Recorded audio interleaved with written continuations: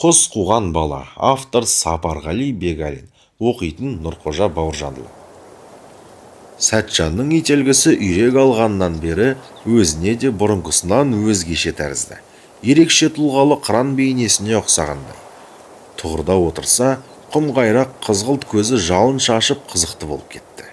Апасы да Сәтжан құсың ұйтпесін, бейтпесін деген секілді ой бөліп елеген мінез білдіреді.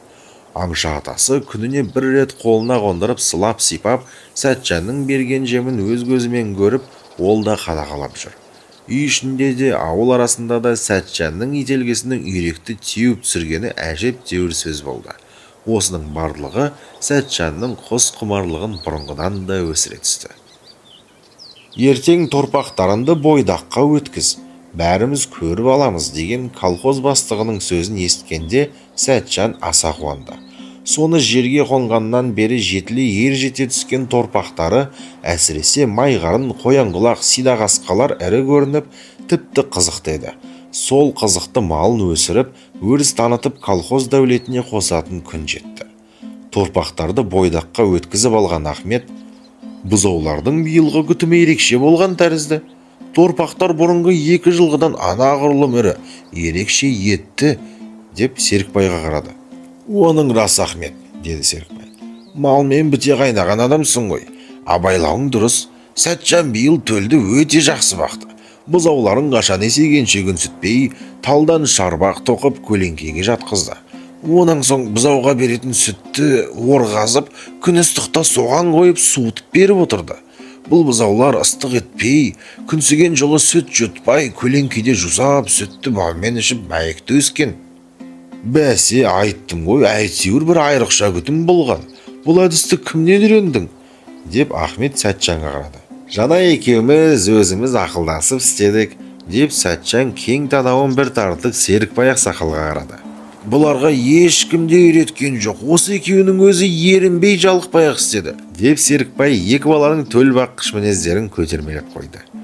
Сәтжанның бүгінгі бір асыға істеп отырған жұмысы ферманың айлық есебі. Ол ай сайын фермадан тапсырылған сүттің, қаймақтың есебін және сауыншылардың еңбек күнінің есебін жазып жіберіп отыратын. Ал Байқошқарға келгелі жинақталып жазылған жоқты. Ол таңертеңнен бері соны жазып, есеп дәптеріне қондырып жатыр. Сенің есеп қағазың келмегендіктен ауданға беретін мәлімет бөгеліп қалды және май мен сүттің жоспарын орындағаны туралы жазылатын хабарлау да сенің есебіне байланысты, деп жазған колхоз есепшісінің қағазы бар кінәні Сәтжанға аударып мойындатып қойғандай болды. Осы есепті алып баруға жанай белгіленісімен-ақ Сәтжанды бол-болдың астына алып, ол да асықтырып отыр. Тез бітіруге Сәтжанның өзі де соншалық асық. Кеше-кешке қанай сиыршы аңызда көп қаздың жүргенін айтып, Сәтжанды мүлде қызықтырып қойды. Кешкі шабытта ителгіні қазға бір жіберіп байқасам деп, іштен соны ойланып асығып та отыр.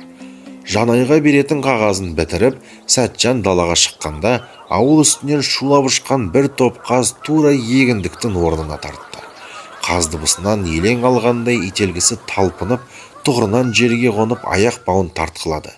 Далада отта тұрған кер құнанын Сәтжан алып келгенше, су бойынан кешкі жайылымға егіндік орнына қарай топ қаздардың тағы бірнеше ұшып өтті. Сәтжанның бір қарайлап тосқаны қырман басындағы ауылға кеткен Серікбай атасы еді. Ол кісі әлі көрінбейді. Баласының құнанын ерттеп қамданғанын көрген Зейне, «Қарағым, күн кешкіргенде қайда барасың? Өзен бойына барушы болма», деп баласына әлденеден ой салды. «Өзен бойына өзім де бармаймын, мына егіндік жаққа барамын, құсымды қазға салам», деп Сәтжан не дер дегенде шешесінің бетіне қарады. Баласының кәнігі құсбегілерше қазға салам деп ширап айтқан сөзіне разы болғандай, Зейне жаулығын қолымен иығына қарай бір серпіп, «Түгі торғайдай шіркінің қазды қайдан алсын? Ана жылғы бүркітін қасқырға салып өлтіріп алған аңшыға таңқұсап, құсыңды қаз өлтіріп кетіп жүрмесін», деді. «Апам кейде жоқты айтады, ителгінің қаз түгіл киік алатыны естіген жоқ па едің? Өзің нанбасаң, аңшы атамнан сұрашы», деп Сәтжан шынымен ренжіп қалды. Сәтжан құнанына мініп, Құсын алып егіндікке жөнелгенде шақпақ жақтан соғып тұрған жел екпіндей түсті. Шабытына түсіп ашыққан ителгі салқын желге ширыққандай, алдынан пыр еткен торғайларға да лап қойғандай қолға тұрмай қымыңдап келеді. Өзіне ере шыққан Бөрібасарды Сәтжан ауылдан ұзаған соң ғана көрді. Ерсең ер, серік боларсың дегендей, Сәтжан оған жекіген жоқ. Жаздай бұзау бағуға мінілген Керғұнан қамшыға ері үйреніп қырсаулау жүретін әдетімен аяғын керенау басты. Егіндік бірсыпыра жеп, күнде еңкейіп барады. Сәтжан тез жеткісі келіп Керғұнанды тебініп те қамшылап та қояды. Бірақ жүрісі өнбей, егіндікке әлі де жете алмай келеді. Ойдағы үлкен егіндікке иек артпай жерден бармақ болып Сәтжан даламен жортты. Әлденеден сезік алып, алда тұрған айғасқа әзірлегендей ителгі де жүніп шығып, екі қанатын салбыратып жұмып келеді. Ителгісінің мына мінезіне соншалық разы болған Сәтжан абайламай егіндікке қашаңдау бір белестен шыға келді. Егін орнында топ-тобымен бірдай болып жайылып жатқан қаздар кенеттен шыға келген Сәтжанды көре салып, топ-тобымен қаңқылдап көтеріле бастады. Қаздардың дауылдап ұшқан қызығына таңдана қарап келе жатқанда, Сәтжан құсының сып етіп қолынан атып шығып кеткенін бір-ақ білді. Ителгі қиқулап көтерілген бір топ қазға қарай зыта жөнелді. Бірақ қаздар жоғары көтеріліп кетті. Ителгіден шошынды ма, жоқ өздерінің ұшуы солай ма, қаздар барған сайын аспандап көтеріле берді. Біріне бірін тіркеген көштің түйесіндей қаздар тізбектеніп, бақанас бойын өрлей оңтүстікке қарай тартты. Қаздардан әлде қайда төменде ителгі де кетіп барады. Барған сайын жел көтерді ме, ителгі қаздарға жақындаған тәрізденді. Бірақ қаз тобына айқасқан белгісі бөлінбейді. Екі көзі аспанда, ителгісінің қарасын көз алмай Сәтжан шауып келеді. Керғұнаны барлығып қалды ма, жоқ өзінің жалқаулығы ма шабысы бәсеңдеп, қаздар тобы да ителгіде ұзап кетті. Сәтжан ителгісін шақырып алатын әдістердің бәрін істеді. Бірақ ителгісі оған ойсар емес. Барған сайын аспандап, қазбен бірге бұлтқа кіріп, қарасы әрең-әрең көрініп ұзай берді. Шығыс жақтан түннің қою қараңғылығы да көтеріле бастады. Барған сайын айнала елсіз тартып, түсі суық сұр бұлт қалыңдай түсті.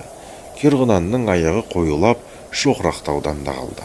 Еш нәрсені ұқпаса да, Сәтжанның шапқан бетіне қарай далақтап, Бөрібасар бет алды жүгіріп, о да қызыл танау. Ителгісін шақыра-шақыра Сәтжанның дауысы қарлықты. Жел кеулеп, киімдерінің етегі далиып ашылып, құнаның қамшылаймын деп қамшысының басы ұшып кетті. Қамшы болмаған соң Керғұнан мүлде басынып, жортақты да қойып тоқтауға таянып келеді. Байқошқардың бақанасқа құяр қоспасына таянғанда ымырт жабылып, қаздар тобы да, ителгісі де көз ұшынан мүлде ғайып болды. Өзен бойының тал бұталары түн көлеңкесін оранып, мүлде түйілген қара көлеңке болып кетті. Әлі де қарлыққан даусымен ителгісін шақырып Сәтжан ілгері тебінеді. Түн болса мынау, ителгіден көз жазды. Енді неге айғайлайды, неге ілгері қарай тебінеді, оны өзі де білмейді. Солтүстіктің түсі суық сұр бұлтты қалыңдап, қараңғылық қоюланып кетті. Бір топ талдың тұсына келгенде Керғұнан мүлде аяғын баспай тұрып алды. Сәтжан құнаннан түсті. Бірақ әлі де құсынан үміт үзбей, аспанға айналасына қарайды. Сәтжанның аяғына тұмсығын сүйей Бөрібасар да ендігін баса алмай келіп шөкесінен жатты. Қою қара көлеңкеге шомылған шоқтал әлденелердің ұясындай өте жат көрінеді. Ызыңдаған кешкі жел суылдатып үйірген тал бұталар, құрақ шылғындар әлденені күбірлегендей алуан үн ырғылады. Мына түнерген дүлей табиғаттың ортасында Сәтжан жалғыз болса қайтер еді. Болдырса да Керғұнаны Бөрібасары кәдуілгідей тиянық. Бағанадан аттың қызуымен абайламаған Сәтжан енді байқады. Өне бойы салқылдап тонып барады. Байпағымен сыймаған соң қоңылтақ кие салған жұқа еттік пен шолақ камзол оншалықты пана болар емес. Кешкі ызғар етін қари бастады. Біраз демігін басқаннан кейін отшаң Керғұнан жайылғысы кеп жерге ұмтылды. Бағанадан бері тек құсының жайын ойлап еш нәрсені елемеген Сәтжан бас қамына енді ойысты. Айнала тастай қараңғы, ауыл алыста. Керғынан болса болдырып жүруге жарамай қалды. Үстінде жөнді киім жоқ.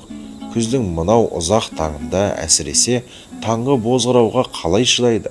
Өзен бойының әлсіз жанысына қандай аңды мекендеп жүргенін кім біледі? Сәтжан енді аздап сескенейін деді. Оның ойына келген бір медеу өзен бойы ғой. Мұнда шабылған, үйілген шөп болса тауып алып, соны паналасам және құнанымды да сол шөпке қойып тойдырып алсам деді ішінен. Ол отыра қалып жерді қолымен сипалап еді, тұрған жері шабындының орны екен. Ол қуанып кетті. Құнанын қоя салып жан жаққа жүгіріп үйілген шөп іздеді. Дес бергенде өзі тоқтаған шоқ талдың жоғарғы жағында үйілген шөптің бейнесіндей бір шоғыр көрінді. Қайтадан құнанына келіп жетектеп, сол шоғырға қарай жүрді. Әлденелер үстінен зу-зу етіп шығады. Ондайда Сәтжан шошып та қалды, үміттеніп те қалады. Өйткені кейбір суыл ителгінің қолына қонарда суылдап келе жатқан екпінді тәрізденіп кетеді. Шындығында ол Сәтжанның ителгісі емес, өзен бойын жобалап ұшып қайтып жатқан үйректер еді. Сәтжанның келгені сол өзеннің бойынан шауып үйген үлкен мая шөп болды. Ол бұған ауылын тапқандай қуанды. Шөптің ық жағына келіп, құнанының ауыздығын алып шөпке қойды. Өзі шөпті қуыстап жантайды. Сәтжанның аяқ жағына келіп, бөрібасарды бұйыға жатты. Ол кейде әлденелерге құлағын тігіп, дыбыс сезгендей Сәтжанға да қарап қояды. Сәтжанның ойына бұл түнде ұры кездесіп, құнанымды іліп әкетер деген қауіп келген жоқ. Ол тек қасқырдан қауіптенді. Қасқырға бөрібасар сенімді күзетші. Құнанды шөпте, өзі шөптің жылы ықтасында. Алғашқыда емес, өзен бойының түнерген қараңғылығына бойы да үйренді. Біраздан кейін маужырап, ұйқысы келіп, Сәтжан қалғып та кетті.